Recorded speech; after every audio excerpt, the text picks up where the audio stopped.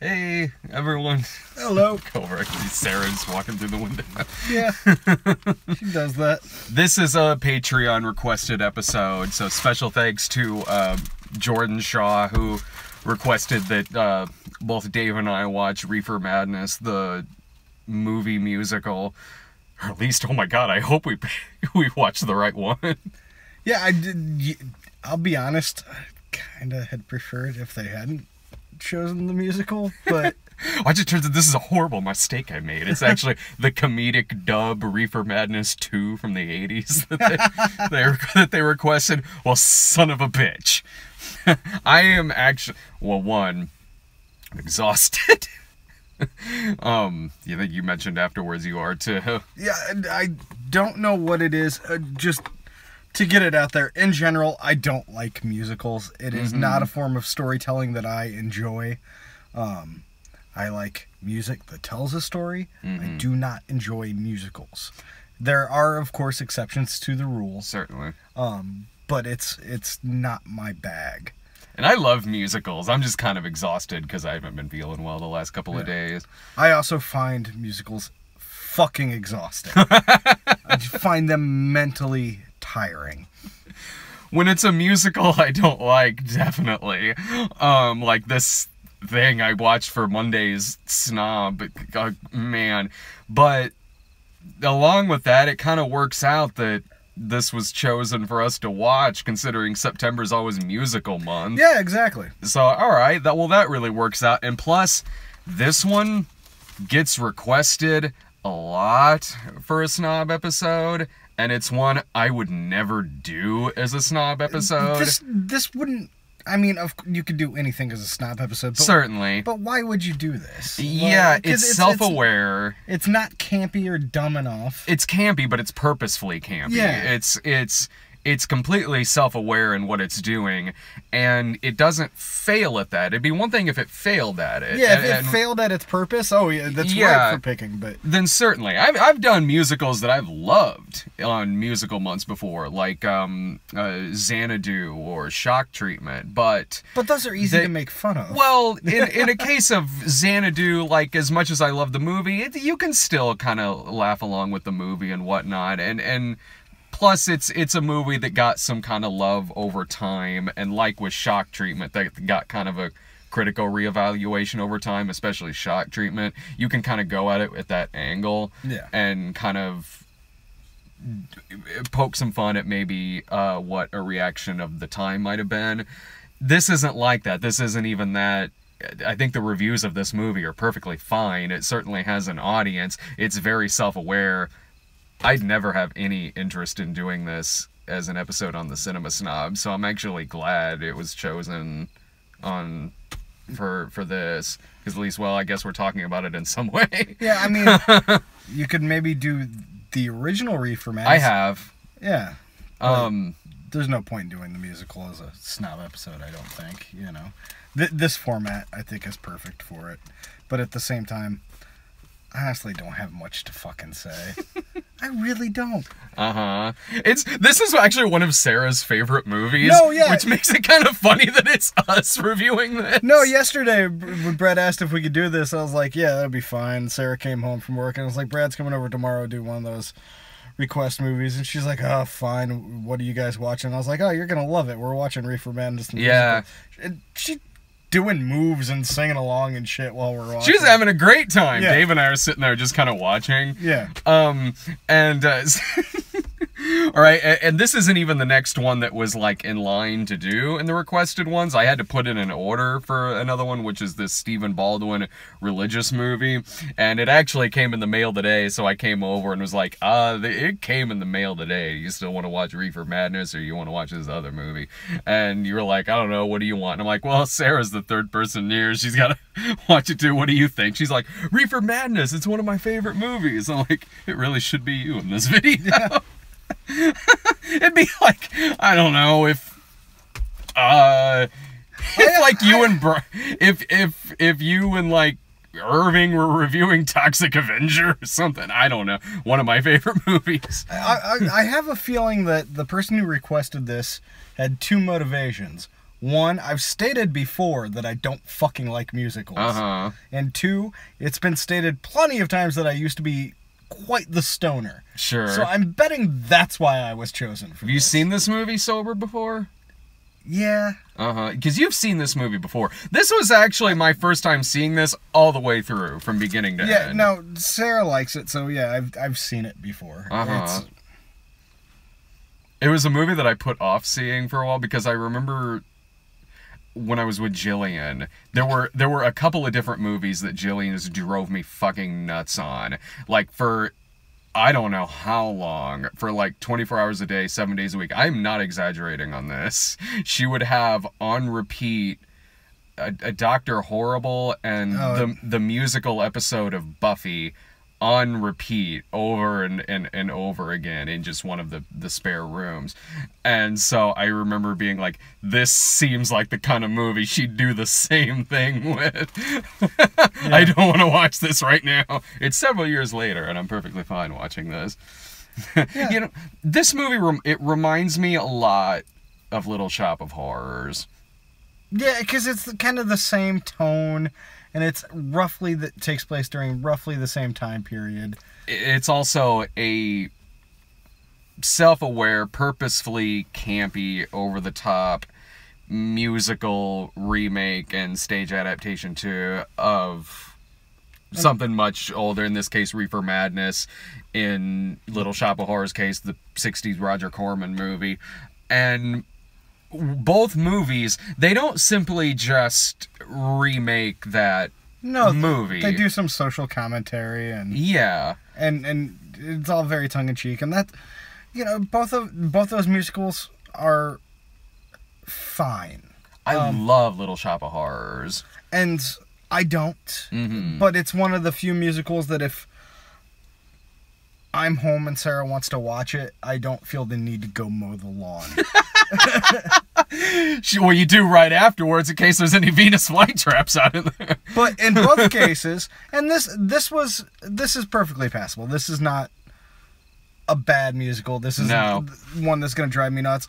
In fact, it's got moments that I think are really fun and playful, and yeah, I've got really, honestly, nothing but good things to say about it other than musicals just aren't my bag.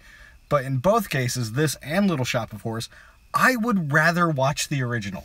In the case of Little Shop of Horrors, I would rather watch the Frank Oz one, because I grew up with that more than I did the Roger Corman one. And I didn't. Right. And also, don't get me wrong, I saw the Roger Corman one. I don't like musicals. Yeah, of course. In this case, granted, I've seen the original Reefer Madness a lot more, but when I was watching this, I was thinking, as much as this movie's perfectly fine, there's not a single point in it where I was glad I was watching this version over the one from the 1930s. Yeah. I would much rather watch the original Reefer Madness. Now, this movie, yeah, it had plenty of funny parts in it. It totally did. Yeah. I thought the original one, as unintentional as it may be, was funnier. It's fucking hilarious. Yeah, that movie is amazing. Absolutely fucking hilarious. Unintentionally so, but very, very fucking funny. But one thing that this does do well, like what Little Shop of Horrors did well too, is that it doesn't simply just be self-aware about an old, dated product, because then it's like, yeah, of course you'd probably rather watch the original, because at least an original is genuine. Both this and Little Shop of Horrors, they both do something extra with it. They both have a reason for being. Whether it's, again, social commentary both has, this movie's case in really satirizing old school propaganda, anti-drug propaganda, but also in the fact that they both made them a completely different genre, turning them both into comedies and into musicals. And that takes a lot. It takes a lot to do that. I like Little Shop of Horrors a lot better than I like this. Little Shop of Horrors, now yeah, it's true, this is a TV movie, but Little Shop of Horrors, to me anyway, just looked better as a movie. It's Frank Oz, who, I mean, besides all of the amazing things he's done, is a excellent director. Yeah. Like, the man knows his craft. And whoever did this did fine, but it's very obviously a TV movie. Yeah. And I kind of looked up what else they've done, and they've done some, like, cheerleading movies and shit. And okay. like, good for you, man. Like, you did a good job of, like, the thing about this, besides some scenes, most of this still looks like it's taking place on a stage. You know? Well, so did Little Shop of Horrors, but Little Shop of Horror, or some of it at least, Little Shop of Horrors, though, still looked cinematic. Yeah. You know? It still looked epic, especially that alternate ending, the original ending. Holy shit. But yeah, I was doing some reading too about people who made this too, and one of the names attached to writer, it said Kevin Murphy, and I was like, what? I was like, oh, different one. Okay, not Mystery Science Theater.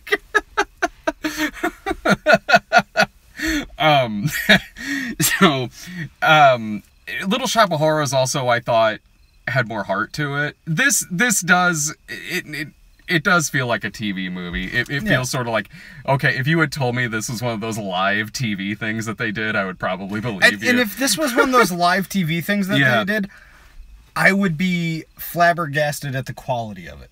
No, dude, totally. Like, as a TV movie, yeah, it looks fine. It never rises above looking like a television film. But the production quality's good. Everyone in their roles is honestly, they're having a good time. They're having a good time, and Alan Cumming, as always, is fucking delightful. Every character in this did, and I know I'm bringing up Little Shop of Horrors a lot, and I don't know how fair that is, but they're both. It's just. It's an easy comparison to make. Yeah. Little Shop of Horrors had characters that were certainly very over the top, and they were certainly parody equivalents of what they were in the original film. But in some cases, still managed to kind of have a lot of heart to, especially the romance that was going on. It still, as over the top as over the top as Ellen Green is in that film, it still felt genuine, that love story. This one, everyone in this movie is having a great time, and they're being very over the top. But it always feels like parody.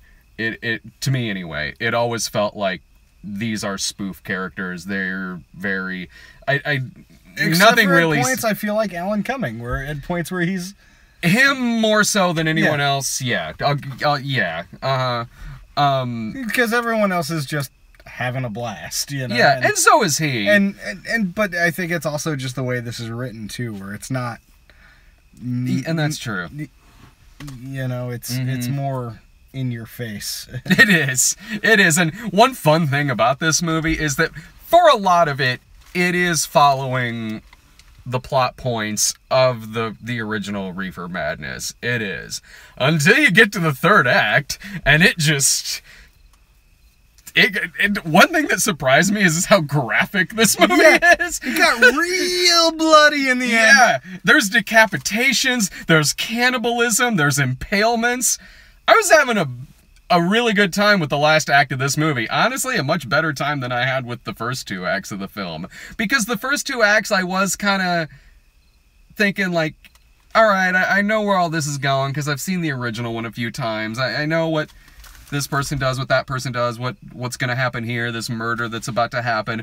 But it completely becomes its own thing in like the last 20 or 30 minutes of the film. Which is great too, because it makes those first two acts feel like good build up for that. And and that's true. But yeah, I have nothing overly negative to say about this movie, except for I thought the animated sequence was fucking pointless. That, that actually... It was cute and it was well animated, but at the same time, like, you could have done most of that live action and been just as effective. It perked up my attention a little bit more when it happened in the film. Oh, I understand that. I'll give it that. I probably like the animated segment in Xanadu a little bit more, but I just genuinely like that movie a lot better than this. A thing I have about this movie is, like I've said, it does fun stuff with parodying the kind of movie that Reefer Madness was, and playing with those acting types, the kinds of performances you would get in that film, the hysteria, the paranoia, and all that, confusing pot with meth. It has a lot of fun with that, and the fact that it's a musical, again, gives it a reason for being. It's only been 20 minutes since we've watched this movie. I couldn't tell you how a single song in this movie goes. Like I But I've seen it before. You've seen it many times. I won't say many times. I've seen it before. Okay. How many times would you say? A few, probably. A few. Yeah, a handful. Now, sure, if I saw it maybe a few times, yeah, I probably would. But musicals that I love, because I've seen a bunch, because I love musicals, I can very much point to, like, this is a song I love, that one is, this one's okay, that one's fine, that one's probably my favorite. This one, it was a problem I was having throughout this whole thing, where once a song ended, it was kind of gone from my memory. And I don't know if it was because not a lot of them really had much of a hook to me, and they all sounded very similar to me, too. Yeah, there wasn't a whole lot of tonal shift between songs. It was all very, and that's, one person wrote all the songs, and maybe that's they're fine songs, but maybe that's the depth of their skill is write songs that all kind of, they didn't have anything that went darker or deeper, or everything's kind of in the same momentum and the same tempo and same everything. Yeah, and they're passable songs. They move the story along. They do that, yeah. And that's fine, but it's just... They do serve the story. They are singing their dialogue, and it all kind of... It either progresses it, or it is singing about what's going on then in the moment. And it doesn't do something that... One of the reasons I really dislike musicals, not at one point in this do they, do a song that's a digression from the story. Oh, sure. Just to do another song, because I fucking loathe that. I can forgive it if it's at least a really, really good song. I can't. I totally can't. Even if it's the best song in the thing, it's like, fuck you, don't do this. Well, case in point, when we saw that Batman and Harley Quinn, and, not that movie was a musical, but... No, that was a musical number in the movie that went on way too long. Yeah. Like, I was fine with Don't Pull Your Love. I love that song. But when it went on again, No, and that's it's like the same thing in, like, a lot of the Disney cartoons. It's like one song you throw in a song every once in a while. I can deal with it. I don't consider those to be fucking musicals most of the time. They're things that have songs in them. And I think that's different. When 90% of something in a movie or anything is told through music, that's a fucking musical. Would you classify that as more of an opera? I think opera's a style of music, in my opinion. When I think of, like, that's what I think of when I think, because I think that, isn't that where it's from beginning to end, it is just singing. It might be. I mean, I'm not, opera is one of my blind spots in media. Like, it'd be funny, as much as you don't like musicals, if you just had a sweet spot for opera. Like, if suddenly you were like, oh, well, now opera I can tell you about. You know what? It's one of those things, too, and it might be style of music, because most musicals, it's not a style of music I enjoy, but, like... Yeah. Why the yellow, Jesus. Someone pissed on my camera. No, it was... I didn't get a chance to see it, but that was a super chat question that popped up. If we don't get to that by the end of this, we'll save it for next time. Yeah. But, like, I like rock albums that tell a story throughout the entire album. Or specifically, like, really great songs that are all about storytelling. Yeah. Like, I like stuff like that. But I can also, if I, don't like a part, I can usually fast forward a song. Yeah. And it doesn't affect my enjoyment of it, Yeah, no, with this, you're right in that every song does serve the story. It serves what is going on with these characters in that moment. But I think I can see Sarah in the window watching this. Oh, really? Is she? We'll find out what the delay is like. It's like 5 minutes. Okay, there. It's a few seconds. Yeah. She waved. She sees us. She recognized us. What was I saying? No, but there was, even though the music in this movie felt really hookless to me and kind of just went in one ear and out the other, I was never sitting there like, God! Like, hating the music that was on the screen. That wasn't the case at all. I was just sitting there like, this is kind of not... I would rather be watching the original movie, but I see this movie's appeal, certainly. And I was never disliking this. I thought it was fine. It was fun, and they were obviously having a really good time in there. I didn't love the movie, but I far from disliked the movie. It's not a musical I hate. It's a musical that exists. It's a musical that's there, and I can understand why people would enjoy this. I absolutely do. It's not on my list of musicals that I want to watch or listen to, but like I said, I don't feel the need to go mow the lawn. Well, then you did stay inside the whole time. I did. It's the test of whether Dave likes if he stays in the house. Yeah. Yeah. If it was like fucking Oklahoma or something, I'm fucking out of there. The Sound of Music, I'm fucking gone. I hate that shit.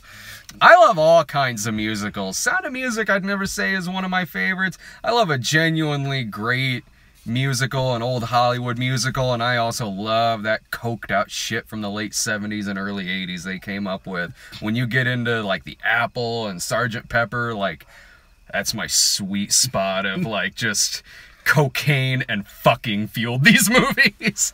Still not my bag, man. Like, I could probably name you the musicals I'd be willing to watch tomorrow on one hand. If I were to guess, Once Upon a Time, I would have said Rocky Horror, but... Oh, no, Rocky Horror's on the list. Well, I knew at one point it would be, but I didn't know if anyone kind of drove you nuts with that movie over time. You know what? Everyone drives me nuts with Rocky Horror occasionally, but Rocky Horror to me is always one of those things that I've always enjoyed. Like, it's not something I want to watch with a group of fucking people like so many people seem to enjoy. I want to watch that at home and eating chips. I'm the same way, dude. I'm like totally with you on that. I agree. Like, it's 3 a.m, I can't sleep, Rocky Horror's on. Alright, let's do the fucking time warp. Yeah. And Shock Treatment for me, which is one of my favorite musicals, Shock Treatment for me is one where it's like a sunny afternoon and I open the windows up and order some Chinese food. Yeah. And other than that, like, yeah, like everyone else, I was enchanted by Hamilton. Sure.